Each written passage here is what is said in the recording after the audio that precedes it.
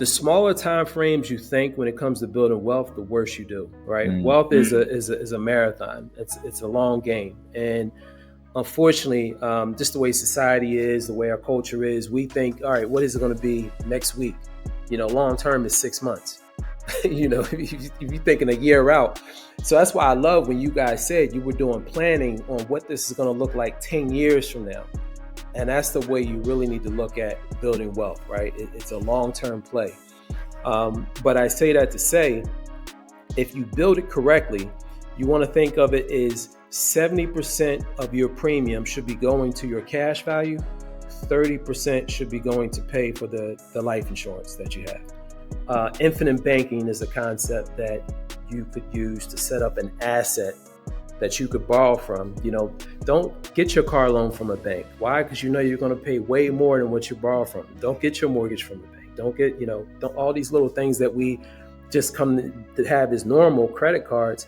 Use your own money because you can benefit from the compound interest being generated, whereas you can never benefit from it if you use a bank.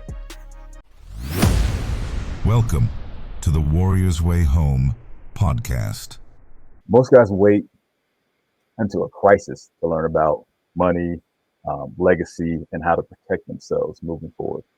Today, we're skipping over the wreck, going into life insurance, AI, building real legacy without all the fluff. We're talking to our brother, Will Lane, who's an expert when it comes to insurance, estate planning, and basically future-proofing yourself moving forward, whether you're in business, working your 9 to 5, but as guys protecting ourselves and our families to build that legacy that we all talk about moving with. What up, Will? How's it going, man? And thanks for having me back on. Appreciate it. Appreciate it, man. Appreciate you tapping back in with us, man. The last episode was bomb. We definitely went a much different directions than we had thought, and it got real deep. You had me really thinking on that last one. I look back at it, and I can't wait for this one because we've already had some conversation behind the scenes on some stuff where I'm like, oh, this is going to get deep, and I can't wait for it. So, Good stuff. Good stuff. Yeah, absolutely, man. So glad to have you back on again. You're looking good. Your spirit is always good as always, man. It's always nice to talk to you. What you been up to? What you been working on? Any travels lately? I know last time I talked to you, you were in an airport on the way to Thailand. You know what I mean? 2025 has been work, man. Not a lot of play. You go through seasons where you're kind of playing and you're enjoying yourself, and then you got seasons where you lock down. So this season has definitely been about growth. But doing a lot more live events, getting out there with the people, holding workshops and seminars and things of that nature, and growing my brand that way. So that's been really fun, enjoyable, and we got even more coming up next year. So like we talked about behind the scenes, it's been a little uncomfortable at times, but I'm here for it. Absolutely. Awesome. I do want to say we're off top. We're going to put your link for all your stuff down in the description for the video. But when I checked that out before our talk today, you already had an hour lecture on there. You was looking pretty fly in that too. But you were breaking down some of the stuff for like 401ks and IRAs and whatnot for people who may not have had that information already. So definitely this is why we bring this man on. He's an expert for sure. Check him out. Appreciate it. For sure. So we've been digging a lot more into the business side of things. Entrepreneurship, is a big one, especially nowadays where it's chaos. We'll be honest. It's like there's been more and more chaos in the world. People having struggles with work and jobs and government shutdowns and different things like that kind of put things in perspective for people, that make them realize that jobs, a 9 to 5, isn't as secure as they may have thought. It's not back in the day when our grandparents were, you get the 40 years and you get the watch and you get the retirement that's going to pay you until you die and transfer to your wife and all these different things like that. Nowadays, a lot of the time we have to really start thinking about what we're going to be doing on our own, what we're going to be building for ourselves, what we're going to be building for our family. So like I said, we started digging into more of the business side of things. What would you say are the top 3 ways that small business owners accidentally lose money, and how would you help them fix that fast? Because there's a lot of different pitfalls that we fall into, especially if you haven't been around people who have done businesses for, find any guidance or mentorship or anything like that. I can attest to it. I lost a lot of money my first couple of businesses because I didn't know how to handle money or taxes or any of these things. I left a lot of money on the table and dropped a lot of money in trash cans. So I'll be real about it. Yeah. So here's the thing, man. If you're in business, you're going to lose money, right? Mm-hmm. It's just part of it. I would say, as opposed to saying the most common three ways that most businesses lose money, I would say the number one reason is lack of clarity, not knowing the numbers, right? Just kind of winging it. You know, you started something, you were passionate about it, it grew into a business, you hired a couple people, then it grew, but there's no real clarity around, you know, when I put this dollar out, how long does it take to come back to me? And the channels it has to go through to come back to me, how efficient are those channels, right? And are there mistakes that are happening which are causing, loss from me to the consumer, to the end consumer? Are we not doing proper accounting, right? Are numbers being fudged and we just using round numbers? So to say three is really difficult because every business, every industry has its nuances. But I would say the biggest reason is just lack of clarity somewhere, right? Mm-hmm. Somewhere, even if it's communication with the client, from your company to the client, is that sales process as efficient as it needs to be? Is it as skilled as it needs to be, right? Because if you're in business, whether it be for yourself or, you have an organization, it's really just about communicating with the environment, the community to offer a product or service. So is the communication efficient? So clarity in all aspects, I would say, is the biggest reason. Man, I definitely agree with that. You hit on it. Sounded like you were telling my story when you were talking just now. Because, like I said, that taking that passion, being like, I decided I'm good at this thing, so I'm gonna start a business. I'm gonna start a boot camp gym. I'm gonna do this thing, but not having, and having this big vision. Oh, I want to start a franchise and own 3 of them or 10 of them and do these different things like that, but no clarity on even advertising. What's my ROI on a client? How much do I need to spend to actually get clients? And how am I going to make that money back? How am I willing to lose money to make this client? And what's their lifetime value to me? I had no idea about. You don't know until you don't know, honestly. Well, you figure Right. it's business's Mhm. numbers, Yeah. right? And what's the problem? What's the subject that most people, do poorly at in school, Math. right? Math, right? If you got a B in math, you were a killer, right? Right. You know what I'm saying? Facts. We're just not equipped, just to come and running, organizations and doing things that are purely math. Business is only math and communication. That's the only two things you have in business.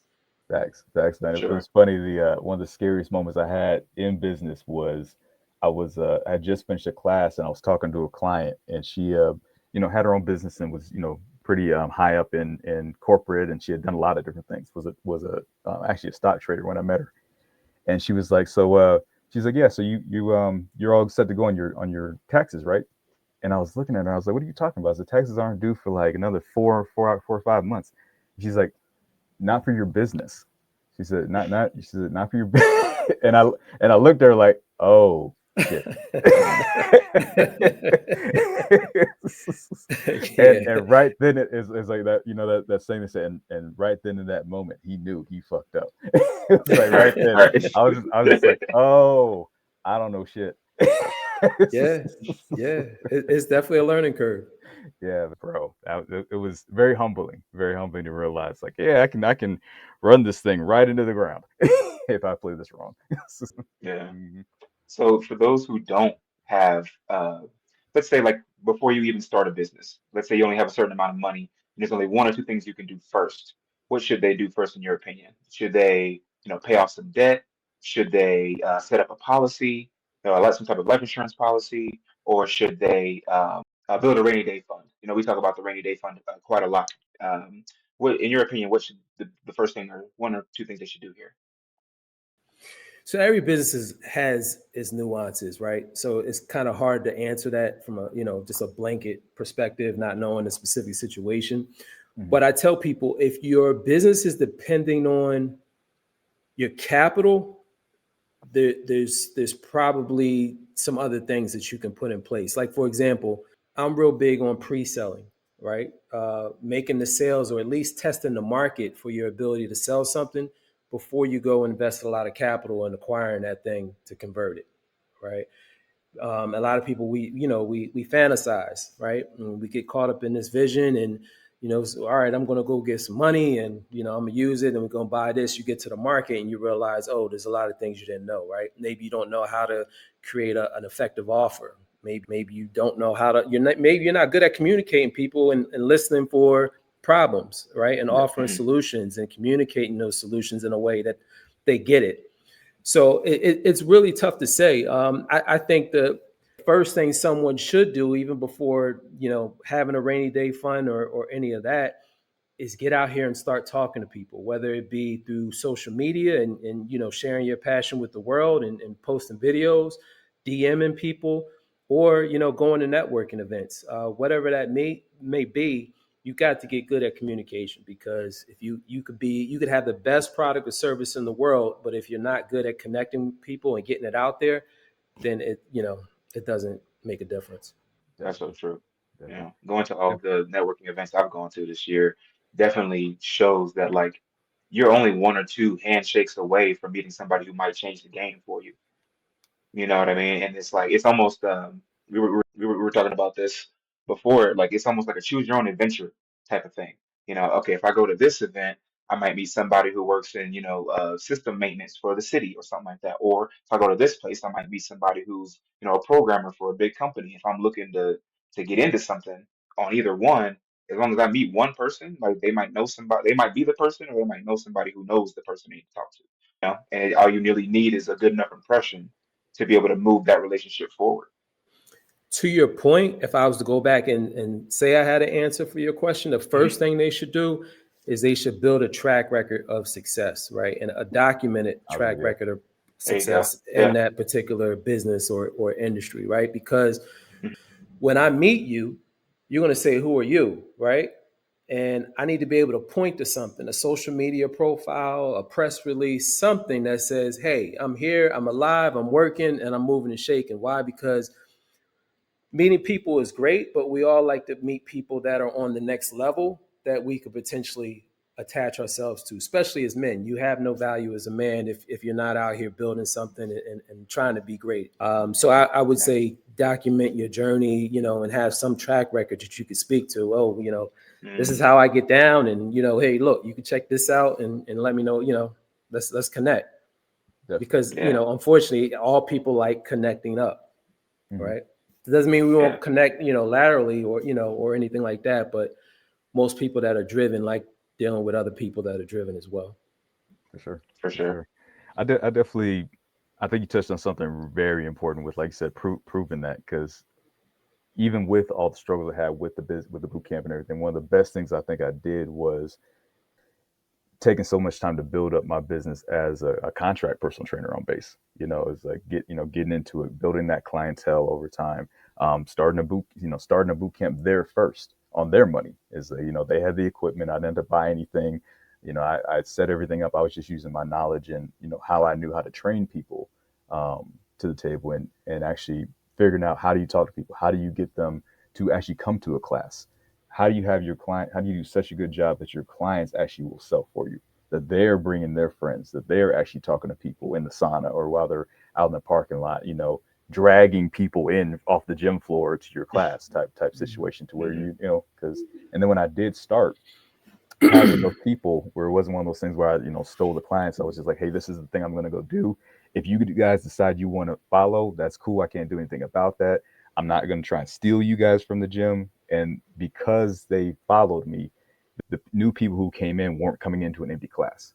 I wasn't trying to sell something, super, super new. It wasn't one of those things like, I decided I'm going to go from a trainer to open a boot camp gym and I have no clients, and I'm trying to sell that first person to fill up a class. It's like, no, I had, 5, 6, 10 people coming into a class.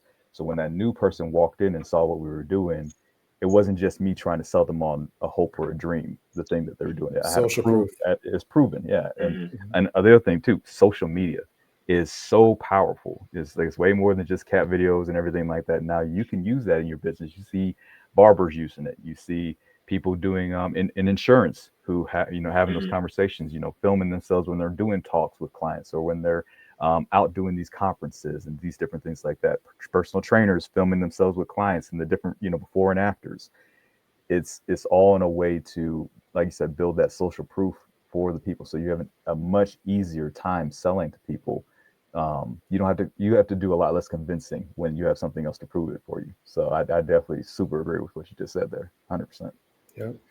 One thing we were just talking about was a big thing that's extremely powerful and to go along with the social media thing. That's a double-edged sword nowadays. Like I said, it's a powerful weapon, but it can be definitely it can have some downsides. Is AI now?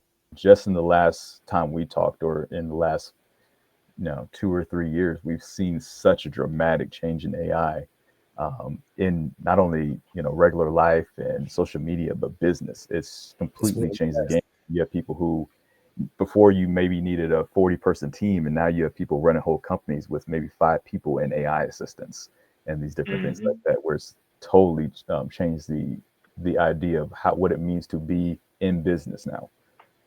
In your opinion, how would you say AI has changed the world and the business world, and what role do you think AI will be playing in business in the next like 5 to 10 years? I mean, if you look at what capitalism really is how do I get the highest possible outcome with the least input? And when you look at what AI is it's that exactly, right? You can put in very little and get a tremendous amount of output. Mhm. So what it means to the landscape is, like you said, now you got people that are training agents to make sales calls. These things are making sales calls now. They're sending out emails. They're um, targeting other businesses and figuring out where the strengths and weaknesses are of that particular business before they go to market with their marketing campaign. So it almost seems like there's nothing they can't do. So when you talk about what does it mean for business, I don't think anybody truly knows, but we do know that if you are positioned to leverage it and you're willing to go in there and learn some stuff on how to do it, you know again, simple math, you should be able to outperform any business that isn't doing it. So Mm. it's Yeah. either get down or lay down. Facts. Facts. That we could take it to the street terms, right? Right, right. Man, I heard free labor as soon as they were like, "Oh, we have agents now, and they can do this and that, and you can put a whole team together." And I was like, "Oh, that does make, especially for like small businesses. I think if anybody should be taking advantage of it, it's small businesses." And then Absolutely. some people kind of beat everybody else to the punch where they started selling the shovel. Where they were like, "Hey, I'm going to give you the tool that you need to start doing whatever you need to do," and people can. There's a certain websites where they just it's like a Wikipedia of AIs that you can use and you can either pay Mm. for as a subscription or you can just, use it for free or whatever. And it's like, man, people are collaborating a lot more, which is helping the little guy. But those big businesses are for sure, they're going to be out there always. But I think as long as you kind of stick to your lane, then you'll be okay. You know what I mean? Just use it to the best of your ability as you're trying to move forward in anything that you're using it for. Don't worry about the competition part. Just worry about how it's going to help you stack those wins a lot faster. Absolutely. Yeah, man, that free labor. Evan was like, "Yeah, man, I'm gonna make us some slaves." I was like, "Excuse you? What you just say to me?" He's like, Right, he's, right. he's like AI agents. So I was like, "Well, stop calling them slaves. That sounds terrible. Don't do Right, that." unpaid interns, whatever you want to use. Right, right. I was like, Don't "Evan, call them. quit calling the intern slaves." It's like, well, they are. Where do you think this is going to be in the next like 5 years? Would you say with the AI? Because that was one piece we hadn't touched on. Man, the next 5 years, I was telling you guys behind the scenes, like there's a conference I went to, and there was a high level executive from Google, Mm-hmm. and I think the answer is really nobody knows. Like we don't know. This is uncharted territory. What does Mm-hmm. it look like? Anybody's guess is as good as mine. But if we could talk about the concerns, the concerns are, there's a lot of people that, shucks, there's a whole population that doesn't know how to use this thing, right? Bro, Yeah. how many times have I had to Competency. reset my mom's phone? Yeah, see what I'm saying? So, when we're talking about what does it look like in 5 years, with AI. Like, I don't know. So on the bright side, though, a lot of people are worried about it taking jobs, and that is a concern of mine. Mm-hmm. But I think there's going to be a lot of jobs created that we don't even know exist. Right? They're just not on the map right now. And I think you will see, maybe an agent coordinator, that pays a couple grand a year, to keep agents in line. I don't know. I can't answer that question. I can't even begin to imagine, to be honest with you. Mm. I do remember hearing something I was listening to about AI is that the regular, let's say, labor tasks are definitely going to be going away to a certain extent. They already started moving robots into like Amazon fulfillment centers, but Mm, when it comes to like management, they still need the brain that's going to be able to help all these things work together. So the more, or like what's that old parable, like everybody in a warehouse or the guy who can fix the machines on the line, that's the guy who keeps a job. You know what I mean? Not the line workers all the time. It's always the guy who can fix the thing that replaced the line workers. So if we can keep that kind of mentality, then I think we'll be in better shape. right. I'm in this networking group, and there's a young lady who is learning how to build agents. And I'm like, man, she said it took her a good 6 months. She's still learning a lot, but it took her 6 months before she even like felt vaguely comfortable Mm, with it. And that's 20 hours a week. She said on a part-time basis, but like this wow. is this is what she's committed to doing. So Hmm. Yeah, and it's Yeah. it's definitely giving people superpowers. I mean, you have AI generated things now where you can make a full app without having to know anything about coding or anything like that. So you could actually, if you have a company, you can create a whole app for your company just Hmm. by prompting the AI, and the AI does all the coding for you. You have to do it, where you want the links to go, how you want things to unfold, and you're basically just typing it out as if I was having a conversation with you. And it can put together an entire app for your company without you having to, like I said, hire three coders and a guy who knows how to get it onto Apple and another guy who knows how to get it onto Android and all these different things, to where you can actually do a lot of these things yourself, which, like I said, eliminates a lot of that middleman. But it does seem to empower, business owners and different things like that. There was one guy I was listening to. The guy has, I think, a $10 million business, a 10 million a year business, and it's just him. He uses AI for pretty much the majority of his business. Whereas, goodness. That's whereas scary. like 5 years ago, he would have needed at least a team of 10. I think he said something along those lines. Mm. Yes. I mean, and kind of going back to what we were saying about, documentation and having people already. This is the time, if you haven't started already, man, build your brand, get your brand out there, get your drip campaigns going, because one thing it can't replace your likeness, right?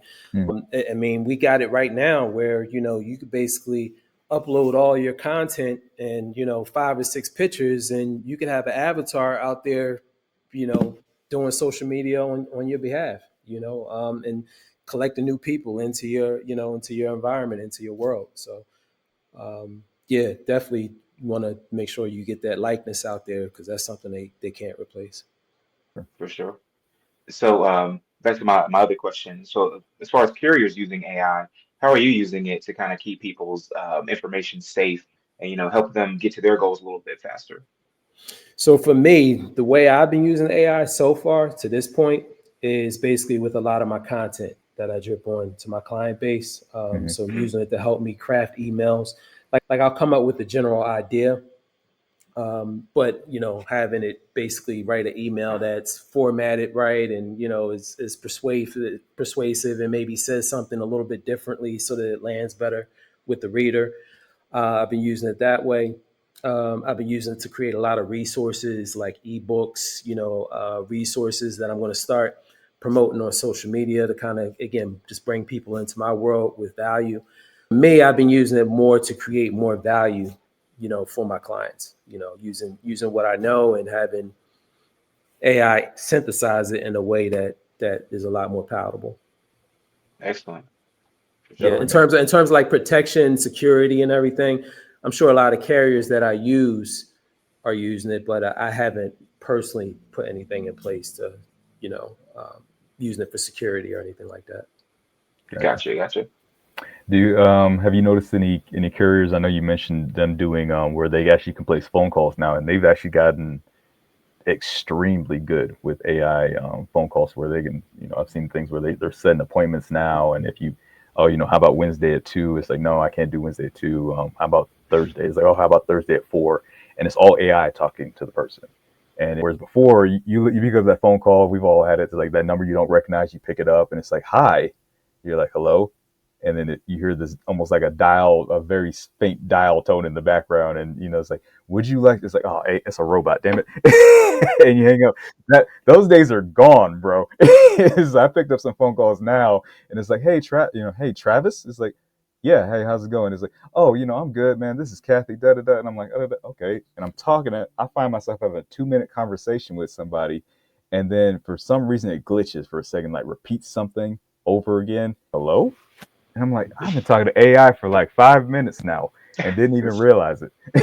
So from that perspective, I've seen a lot of that in the insurance industry. A lot Mhm. of that. They were doing that. They've been doing that for a while, but now it's getting Mm. like good. Like you said, it's starting to pick up on little nuances. I hate it. I'm one of them people. I'm always want to talk to a human, For sure. but Yeah.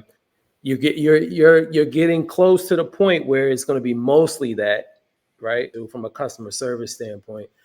And I think it's maybe we're a year, 2 years max before that's all you're talking to from a customer service standpoint. Because you got to figure out, especially like an insurance company, you got to figure like they probably have hundreds of customer service representatives.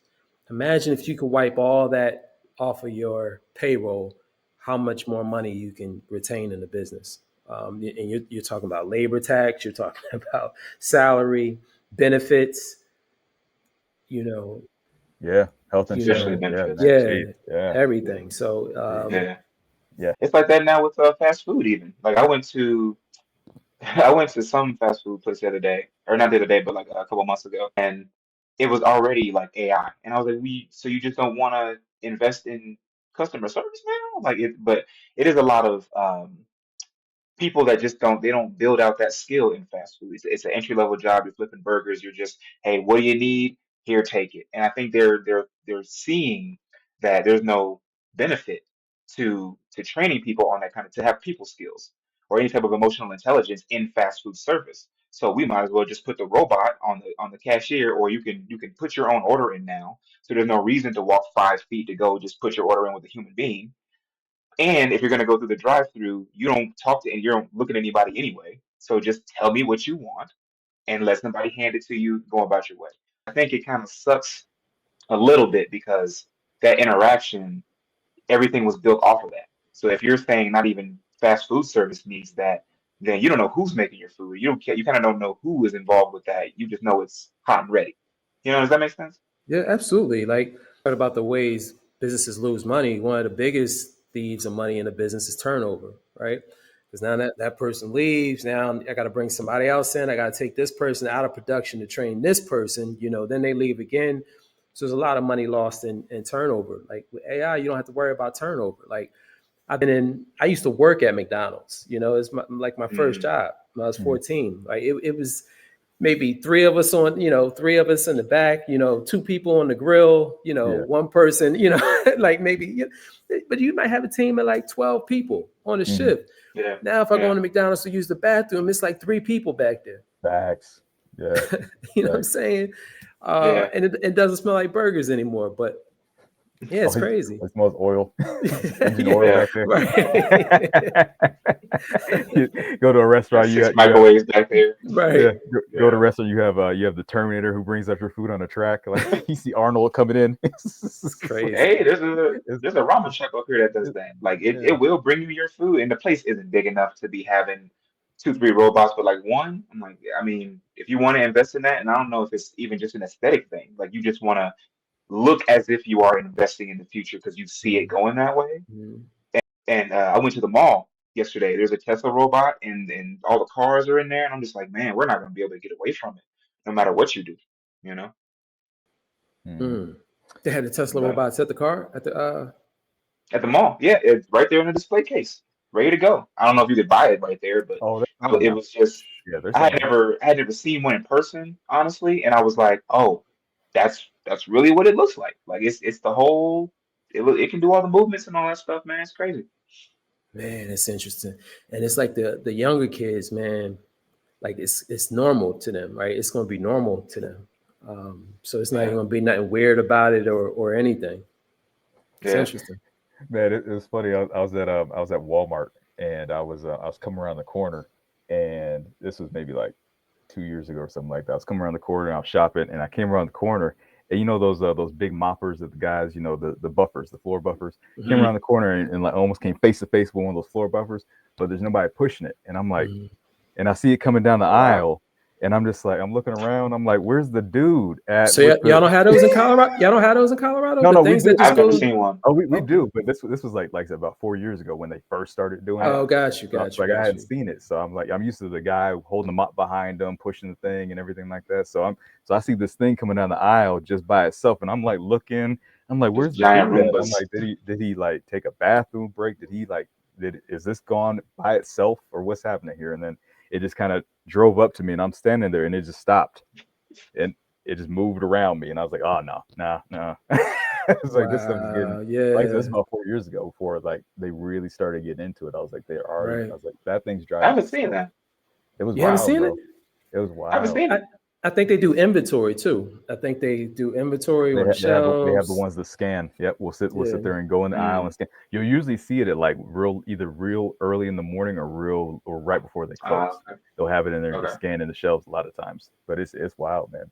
Um, That's wow. so since we are a channel for guys, one thing I want to talk about since we are talking about AI and business is the business of affection. We'll say the business of love. Um, they have I don't know if you guys how much you guys have heard about this, but they have it to where even like the business of OnlyFans and you know we'll say adult entertainment has moved towards AI, where guys were already struggling with this kind of stuff before all this happened, and you guys will see where I'm going with this in a minute.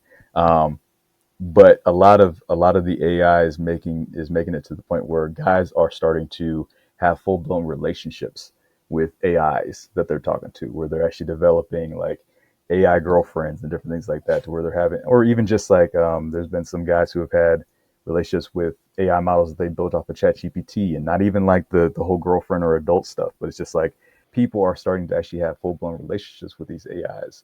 How do you get? What do you guys think about that? As to how it seems like it's going to be a very damaging thing because people are already so lonely as it is. Now you got this thing that's designed to talk to you in a certain kind of way, that's designed Mm. to that gets to know you the more you talk to it. You know, that Never learns you and gets mad at learns, you. yeah, learns what you like, learns Always what says you the right don't. thing. Exactly. Yeah. It's like that seems like it's going to be a really So when Gary V at that conference that I went to, mhm. he said his prediction in 20 years, 80% of the guys would have an AI girlfriend. Man. Mm. 80%. Social skills all time low right now, right? Guys are struggling with dating. They don't have the social skills. Going up and getting rejected is like death. Just not willing to do it. It's just easier to have the AI girlfriend. And he said Yeah. 80% in 20 years, which was crazy. I think he said one of you. He said one of your grandsons or grandchildren will be married to an AI. I think he Yep. said at one of his meetings. I was like, that's wild to Yeah. even think I about. think I heard And if that you too. look at it, it makes sense. Look at all the propaganda right now, which is steering men and women away from each other, right? Hmm. Hmm. If you look at the way the economy has changed, men are having more and more difficult time providing, being in the same role that they were in 30, 40, 50 years ago. So when you look at all that, the conversation, the economy, does make sense, right? It does, you can see it happening. I don't know how, there's a lot of logistics that I don't understand how that would possibly work, but I get the case for how a generation coming up could see that as a viable option. Hmm. Well, to be real about it and to be blunt, is like if you combined when you combine AI with the thing Evan was just talking about, the robots, that's how you have that combination that's going to be extremely dangerous, to where they have we'll say love dolls that they've created already. They did that probably man, over a decade ago. I started hearing stuff about that. I started seeing, guys talk about that kind of stuff. They're actually making them robotic and using AI to add, to that, to give the full experience. A lot of the Robo movies, brothels. a lot of the movies we watch, like Her and all these different Wow. things like that, where it's like the robot, where it's like the full effect of the AI wife or the robot girlfriend. That stuff is, I wouldn't even say on its way. It's like knocking on the door right now. It's pretty much Absolutely. here. It's in its early stages, but it's here. And Absolutely. I saw so, So and to one what you were post on saying, social media hmm where you're gonna have designer kids. Like you're gonna, hmm both, the man and woman are gonna go somewhere and offer both their DNA and egg and mhm. sperm, and um, you're gonna be able to make enhancements to the embryo, like designer children. I don't know how real that is, but I can talk to that actually. I saw that early 20 or I saw that during the around. pandemic, right? Yeah, well, I think it was actually 2010s, bro. It was Okay. early because they CRISPR. already knew that. Yeah, they could CRISPR. Hmm They can already do artificial insemination. So if you already have the DNA, you already have the sperm and the egg. You can pick and choose certain. I don't know if it was strands or cells or what. I don't know what the smallest common denominator is for that kind of thing. But they were like, no, we can figure out how to make it blonde, blue eyes, all that kind of stuff. And then that reminded me, Travis, that you said about the basically robot brothels. They have it in other countries, like a subscription kind of thing where you pay a certain amount, you get this much love. I don't know what you want to call it, but you pay this amount, you get an extra whatever. But when I saw that, the chick that originally put me on the AI, she was doing a earn your leisure interview, hmm and then that's how I got turned on to it. I saw it on her social media where she was like, "Yo, they're shutting them down, but you can also have like your own personal AI Jesus, Moses, Mary, whatever. Like you can pay a subscription to talk to Jesus now, like or Hmm. Satan, and it's in the same app. That's the crazy part. It's all a Hmm. part of the same service." And I don't know what to do with that as far as information. You know what I'm saying? Like the fact that it is kind of already here, where if you want to keep it organic, you can create, a designer kid, or if you want to go up this total artificial route, this fantasy route, there's options for that too. It may not be coming to your doorstep right now, but in a couple of decades, it's as usual as Uber or Lyft or something like that, where it comes to your house. Hmm. I think I keep coming back to attachment, man. You can't have any attachment to, the way life is now or how it was 10, 20 years ago. You got to keep being willing to let go and see what else shows up. Let go. I don't know if I'll ever get into the AI girlfriend thing. I like what I like, but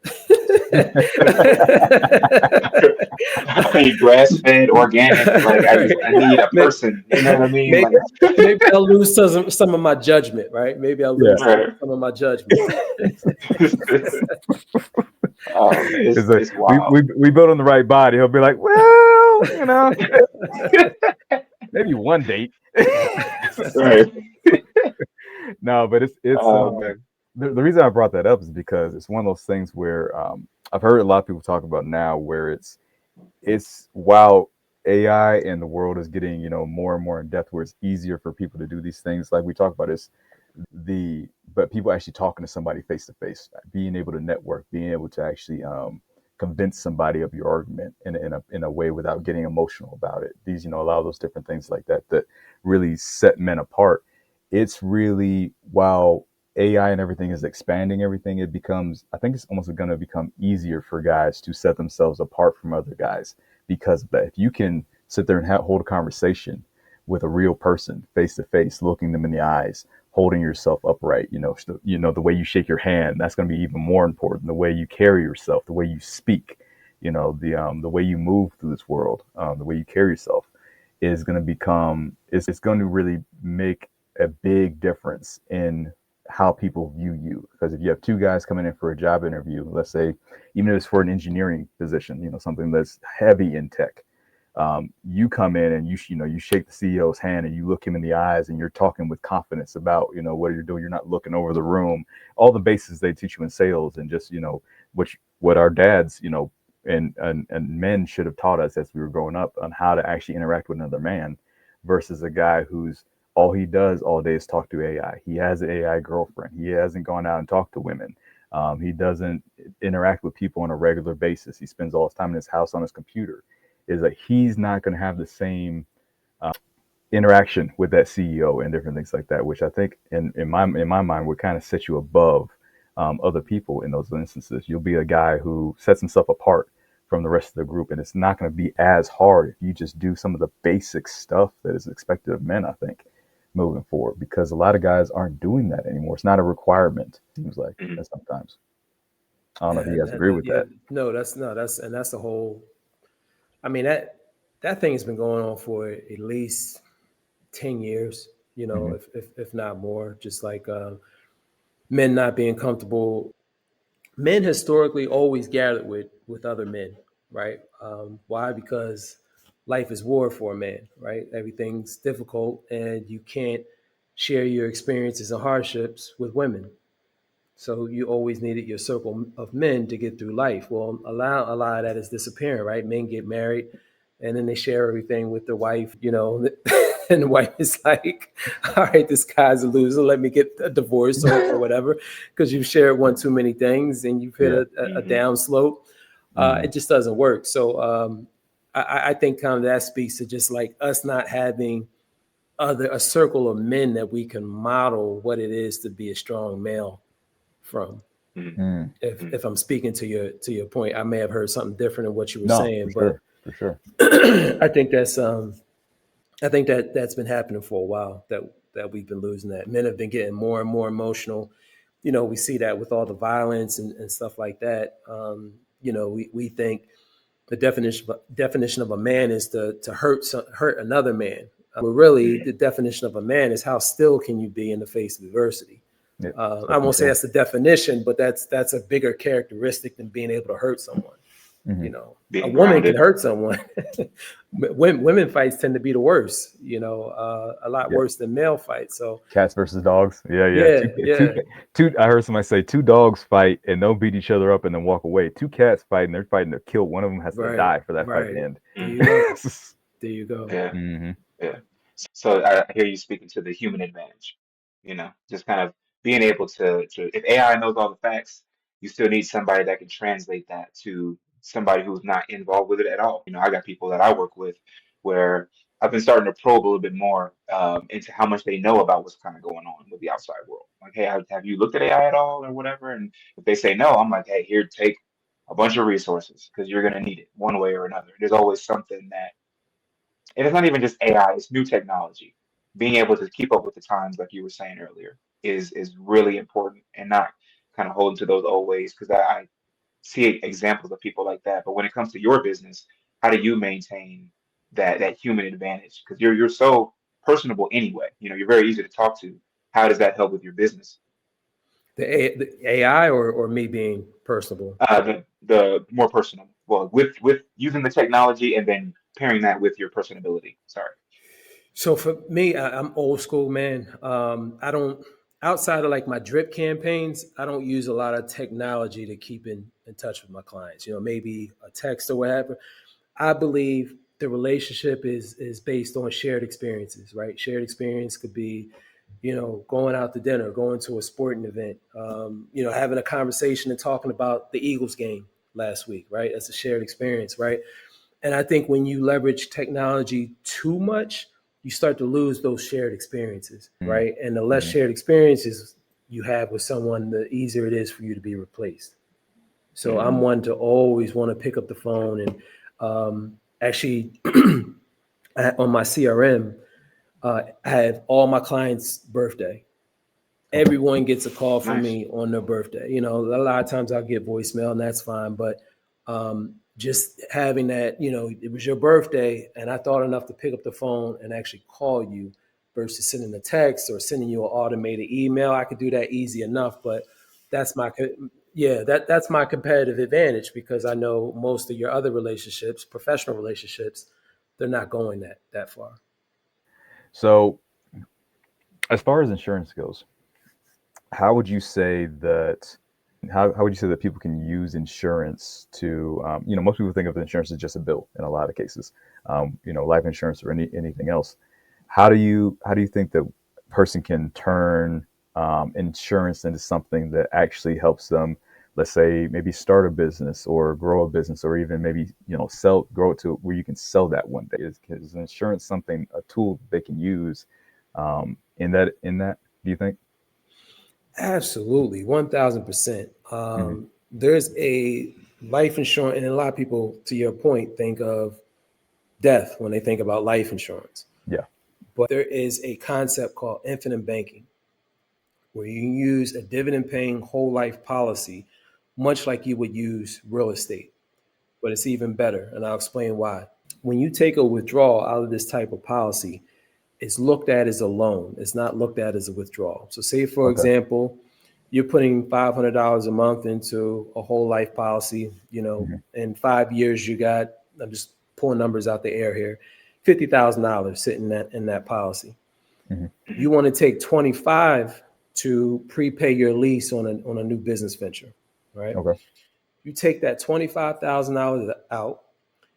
That insurance, that life insurance company, if you die, they actually owe you 150,000, right? You've got $100,000 in life insurance, you've got 50,000 in the cash value, 25 which you've just withdrawn as a loan. Okay. First off, that cash value still stays at 50,000 even though you've used 25,000 of it. Still, so you're still earning interest on $50,000. No other investment operates that way. If I take 25 out, I got 25 left. Right. But with a whole life policy, you still have $50,000 in there earning interest. Why is that? Because the life insurance company didn't take the money out of your cash value to give the 25,000. They took Hmm. it out of their general ledger account. And they say, here, Okay. we owe you $150,000 if you kick the bucket anyway. So here, we'll lend you the $25,000 for a small rate of interest. Hmm. And you basically, if you pay it off, great. If you never pay it off, that's fine too.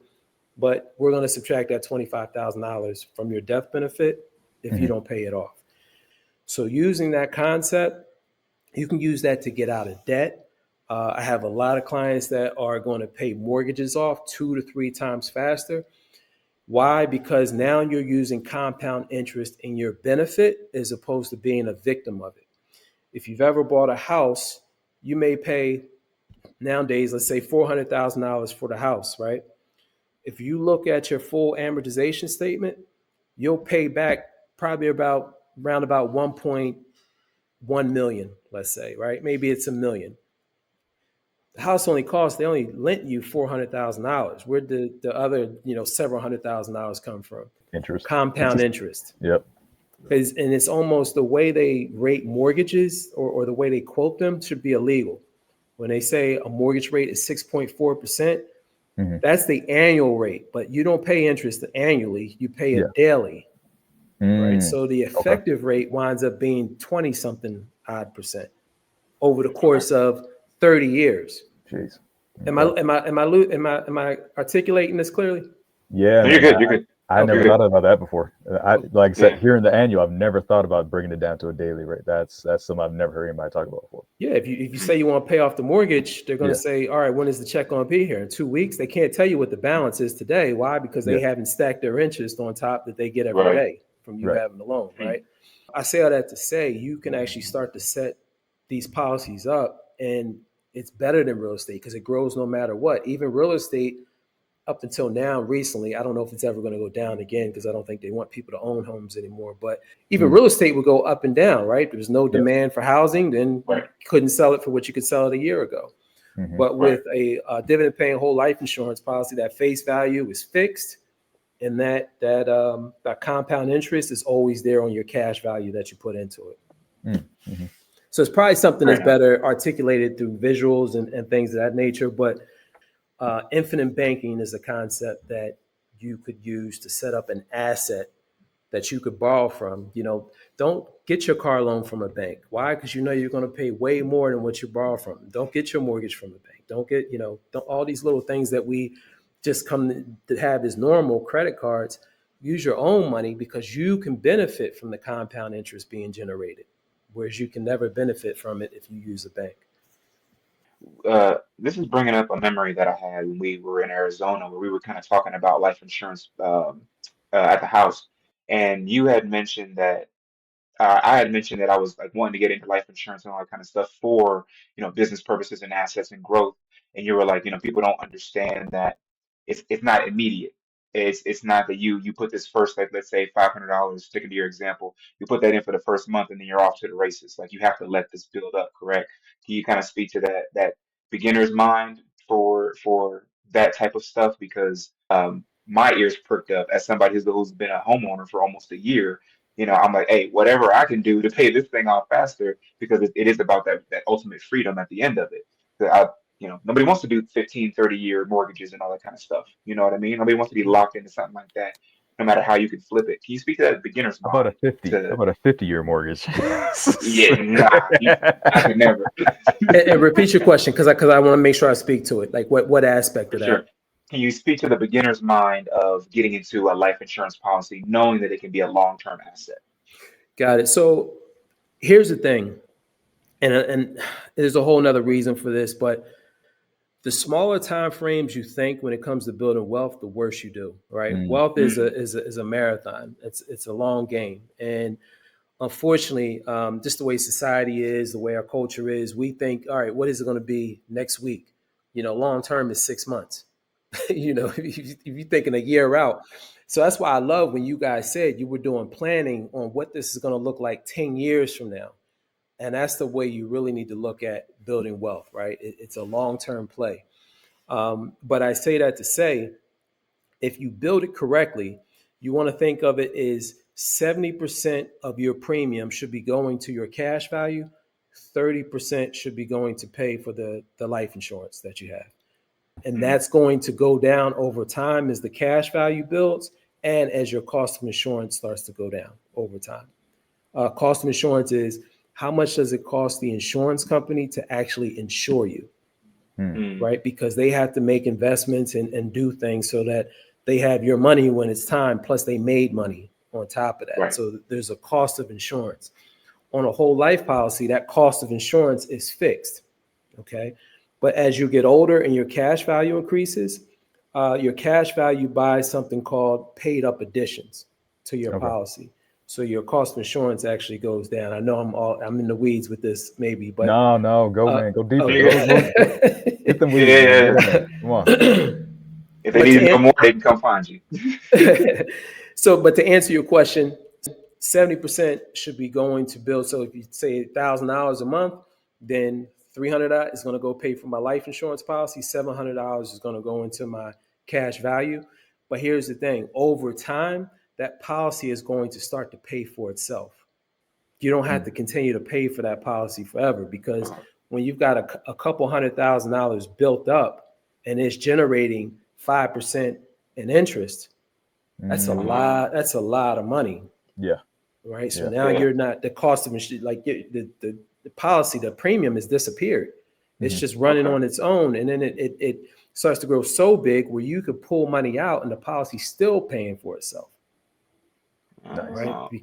Because okay. And you can do this with not even putting any additional money out of your own pocket. What do I mean when I say that? So I just took a lady.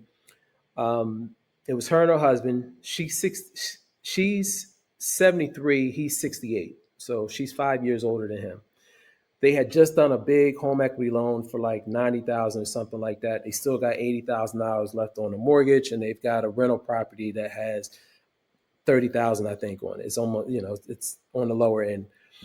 And she's like, man, we just did this home equity loan. We had all these credit cards. We had to consolidate them. We're both getting older, and, I feel like I'm starting all over again. I want to get out of that debt. So she was talking about paying $700 extra towards that debt to pay it off. She was going to put an extra $200 towards the home equity loan and an extra $500 towards the mortgage, since the mortgage balance was lower. So they figured they could get out of that sooner. So instead of doing that, we took that $700 that she was going to spend anyway on getting rid of the debt. We put it into a policy instead. And as a result, she'll be out of debt in 11 years. Okay, because the smaller debts, what we were doing is allowing the cash value to build up. Once we get enough to pay off the lowest debt, we'll take that out, pay it off, but then that money is still like it never left. So that money is still accumulating interest and it's still mushrooming. Yeah. Right. And then it's like we just keep taking money out as we build enough up to pay off the next debt. Yeah. Okay. Again, something that's better illustrated through visuals, but Sure. people think like, oh, well, that's an extra $1,000. Well, if you're paying an extra $200 to get the car note paid off and an extra $300 towards your credit card above the minimum, that's $500 you got. Yeah. Why not Yeah. put that into a policy, right? Because you're never going to pay those credit cards anyway. We think we are by putting that extra $100, $200. Bro. But how long have we been playing that game? It doesn't work, Yeah. right? Yep. Yeah. Pay the minimums, build up your own bank. When you get enough in the bank to pay off the first credit card, make the withdrawal, pay it off. Now still continue to make that payment that you were going to make anyway, but now pay it to your bank instead of the credit card's bank. You pay off the next one. Now you got 2 credit cards you've paid off, and that extra money you put into those credit cards still continues to go into your bank.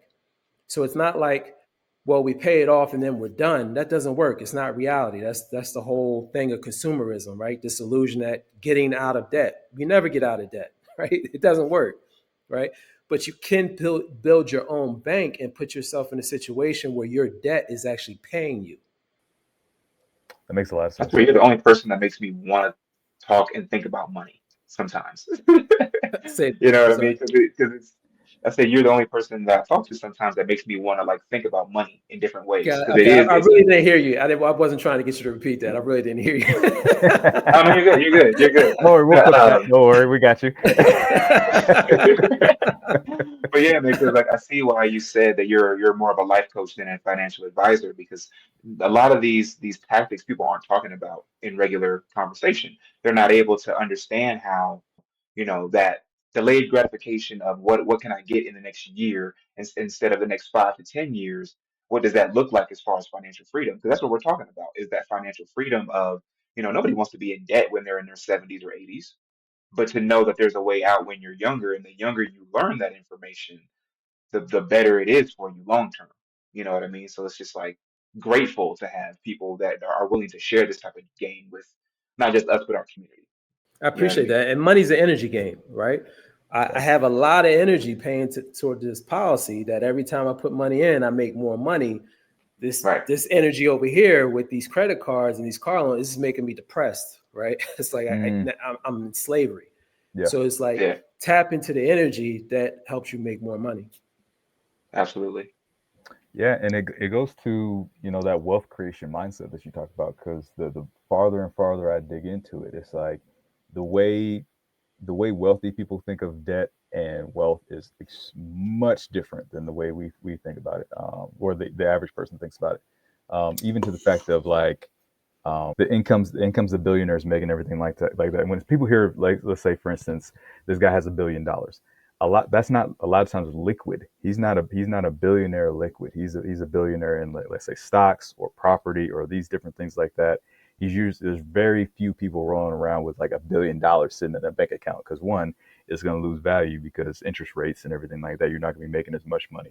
So it's not just somewhere sitting in a bank or underneath their bed or something like that. A lot of times it's like in stock. Like Elon just got the deal for Tesla, where he's going to be, probably the world's first, documented trillionaire, because of his stocks value. So he doesn't have $1 trillion. He's not gonna have $1 trillion liquid. He's actually going to be, since he became a billionaire, he's been borrowing against his stock in Tesla. He doesn't actually have it cash.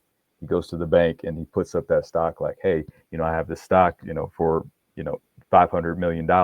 Let me borrow, 200 million. And he goes and invests in businesses or does whatever he's going to do with it. And that money stays there to keep growing. So a lot of it is like kind of what you're talking, if I'm not mistaken, kind of similar to what you're talking about, where that's going to keep growing, even though he's taking that money out. That's his money, but borrowing against it and using it to fund his life, fund his different, ventures and different things like that. That's how he bought Twitter, was doing that same thing. In a lot of cases, was borrowing that money against his stock that he doesn't have in his pocket. And a lot of us, we think, if it's not in my wallet, if it's not in my bank account, it doesn't, it doesn't mean anything. It's the same thing we think about when it comes to wealth. Like I said, because if you're paying that $200 each month just out of your own pocket, out of your bank account, you're going to look in and see negative 200. Is like that money is gone. Is like you got to go make a whole nother $200 to go pay that next month versus doing Absolutely. what you're talking about, where that's going to have a chance to keep building while you're, Mhm. while you're doing your thing. You're still, it's like having another person on your team, playing with you while you're doing it. It's not just you running the ball. You got somebody else you can pass to, be like, hey, let me bring this on and you can help me with this. Wealth is building systems. Mm-hmm. How many systems can you set up? Yeah. And unfortunately, in our culture, a lot of times, and just the culture of America, we think of wealth as a Mercedes Benz in a nice house, right? And that's you're a consumer, but doesn't mean you're wealthy. More times than not, I can tell you this from 25 years being in the financial services, being in banking, sitting on the other side of the desk, seeing the guy pulled up in an S500 or whatever car you want to name, and there's only $2,500 sitting in the checking account, right? Yeah. Wow. And that Got the happens chain, got the watch, and everything, bro. yep. Mm-hmm. Whereas, the guy who, and if you've ever read The Millionaire Next Door, the Mm-hmm. most common vehicle for a millionaire is There's a Ford F Honda one Accord. fifty. Oh yeah. Honda Accord is up there, but Ford F one Mm-hmm. fifty is what Yep. I remember. But they're not thinking it's an internal game, right? They're not thinking about who can I impress. It's like, what system can I buy? Real estate is a system, right? I rent it out, somebody pays me every month, and the mortgage goes down if I have money borrowed, against it. Um, Infinite banking is a system. Tesla is a system.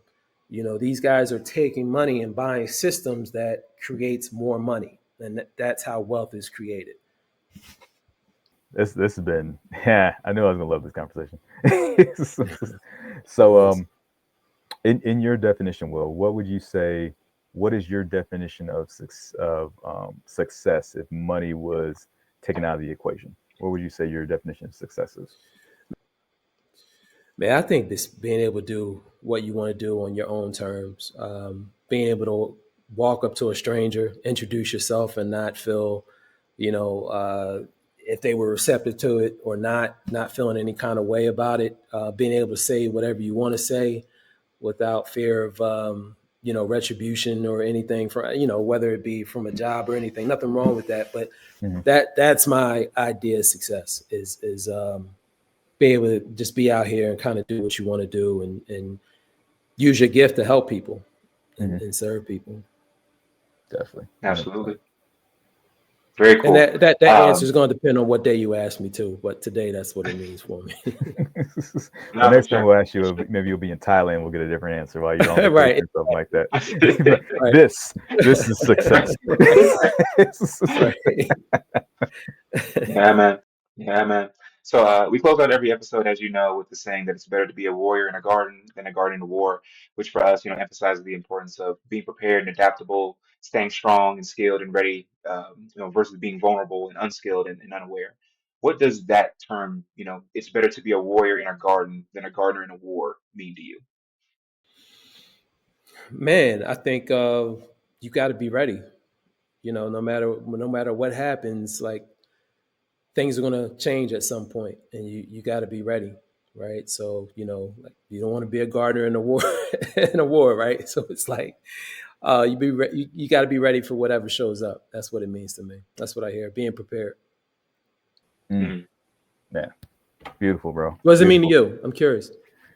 Oh man, a warrior in a garden. I think of it as a mindset. Um, when I see that you you have to stay sharp as a man, no matter where you find yourself, because you never know what's going to. Very similar to what you said. You never know what's going to come your way.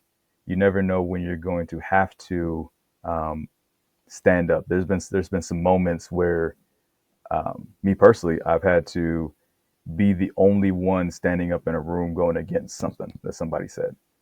And that can be, especially now, that can be a really hard thing to do. To be that one who's willing to stand up and be by yourself and holding ground by yourself, being like, no, it's like what we're talking, that's not right. What you're saying is like, I'm not going to do that. Mm, And realizing that it's probably going to cost you mm, is the other thing. It's like a lot of Mhm. us don't want to. we say we want to be tough. We say we want to, we're a fighter, we're a warrior, we're all these different things like that. And until it comes time to actually stand up and fight for something that you actually believe in, and that's when it becomes really hard because you don't know if you're going to be standing by yourself or you're going to have other people with you, and when you have to stand by yourself and stand up for what you actually say you believe in, that's when stuff gets real hard, in my mind. And that's when that warrior in that warrior side of you has to come out, for you to actually stand up for what you believe in. There's certain things that I just will not let happen around me. And regardless of what anybody else thinks, what anybody else says, it's like, that's not going to happen around me. I'm not going to accept that. No, you're not going to do that. And that can be a trying thing, but you got to be sharp enough in who you are and secure enough in who you are to actually stand up in those moments and defend what you believe in. That makes And sense. you got to keep your sword sharp. You got to be ready, because you never know when it's going to happen. Especially, like I said, nowadays a lot of people do a lot of talking. It's a lot of this that goes on. People say they're this or they say they're that, or everybody's ready. Everybody's a fighter until it's time to fight. Until it's really time to get down and scrap and fight, and you don't know if you're going to win, but you're still willing to go after it anyway. That's when it really it's time to put up or shut up at that time. And for me, that's what it means to be that warrior in the garden, and always, not just physical, not just ready to fight in a bar when it comes time to it, but ready to stand up and put your foot down and be like, this doesn't go beyond me. Even to our own stuff. It's like, because a lot of the stuff we experience as guys, when you don't deal with your own trauma and your own issues that you have, it doesn't just stop with you, it gets passed on. When you're not that guard at the gate, that it stops here, it doesn't go any further. It's not going to affect my kids, it's not going to affect my grandkids, it's not going to affect my nieces, my nephews, or anything like that. It stops with me. The buck stops with me. If you're not that guy, it's just going to continue for generations and generations. Good stuff. You gotta be willing to fight, man, and always. What would you say? Here, here. I was just soaking up that for a second. Um, I've thought about this a lot actually, and there's a tool, whether it's a hand tool or a whole kind of like long pole thing. It's like a sickle that is used in farming, and in Japanese it's called a kama. And I love this tool and what it represents because it's not only used in like warfare, but it's also used to as like a gardening tool. You use it to harvest wheat and vegetation and all that kind of stuff, and it's life-giving these things. And I think that's what a man has to be. It has to be a multi-purpose tool when it comes to being out in the world, where you first and foremost you need to be able to harvest the garden that you're in. When you're planting flowers or you're trying to grow food or anything, you need to be a tool that can be used to cultivate good and sustain life. But knowing that on the other end of that, if necessary, that you can cause harm and protect what you've been trying to cultivate. And it's a hard balance to maintain because the way that everybody is now is either that you have the weapon or you have the regular garden tool, and nobody's seeing that it can be used for both purposes, or maybe they're just trying to kind of dampen it. But we have to realize that our mind is a weapon as well. Our bodies are weapons, and what we do with our hands means something. What we whether we're shaking hands for a new contact or we're trying to defend our families, and that is never more apparent than when I look at my son, because he is the thing that I'm growing, and my hands are the tools. So I have to make sure that whatever I feed him with or water him with is something that is of value, so that he can go off and do the same thing. And I might not even get to see what ultimately he becomes. But the fact that I know that how I was raised and how I'm raising him are going to be of some type of benefit long term, that's all that matters. I don't always get to see the last meal that my harvest came from, but I knew that what I was growing was good shit. It's good stuff. Thank you for that. Mm, Thank you. man, bro, if you guys didn't get anything out of that, then you weren't paying attention. My man. Just close the laptop, shut down the phone, and just go do some other shit. It's like I don't know if I have hope for you if you don't get anything out of that one, because we went Yeah. we went we went deep and wide on some things that Right. probably aren't having conversations like this too often. And that's one of those things that while we love having guests like Will come on and give that perspective of like I'm sitting there taking notes in my head of all these things. Like, okay, I need to contact Will about some infant banking, and I need to do Yeah, this. yeah, Looking at this, it's like, okay, we got some things to talk about offline. 100% for sure. It's just like, for sure. like I said, I'm learning just as much as everybody else. So it's one of those things that you got to be open to it. And having conversations like this is the whole reason why we started this channel to bring this out to guys, because most guys don't have the opportunity to have conversations with guys like Will, or to have these conversations where you're coming together as brothers, actually getting real about these topics, about what's going on with you, how you're dealing with things, how we need to grow as men, how we can grow our business, and tap in with like-minded individuals. That iron sharpening iron, as we all talk about all the time. So hope you appreciate it, man. We definitely do. Will, thank you so much for joining us on the episode, man. It's been great, and we definitely this will not be the last time you guys see Will on the channel. 100%. He would definitely be back for sure. Talking more of that good game, bro. Because anytime, bro. Anytime. It's been amazing. So remember, guys, to stay in the fight. Keep fighting your fight out here, because it's one of those things that we as men, to become the men we want to be, to grow into those successful individuals, dangerously capable men that we always talk about. It's not just about being physically fit, being physically ready, but financially fit and financially ready as well, so we can build this legacy moving forward, so we can become better men at the end of the day. Because at the end of the day, you much rather be a warrior in a garden. In a garden of war. See you guys next time. Stay dangerous, guys. Thanks, brothers.